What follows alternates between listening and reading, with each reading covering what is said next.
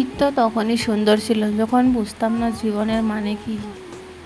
ঈদ তো তখনই সুন্দর ছিল যখন ঈদের নতুন জামা কাপড় কিনে দেওয়ার জন্য আব্বু আম্মুর কাছে কান্নাকাটি করতাম আর মনে করতাম কেউ ঈদের নতুন জামা কাপড় দেখে ফেললে হয়তো ঈদ শেষ হয়ে যাবে।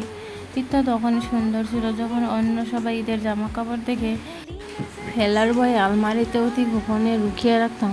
ঈদ তো তখনই সুন্দর ছিল যখন ঈদের দিন সবার পা ধরে সালাম দিতাম আর সালামের জন্য দাঁড়িয়ে থাকতাম।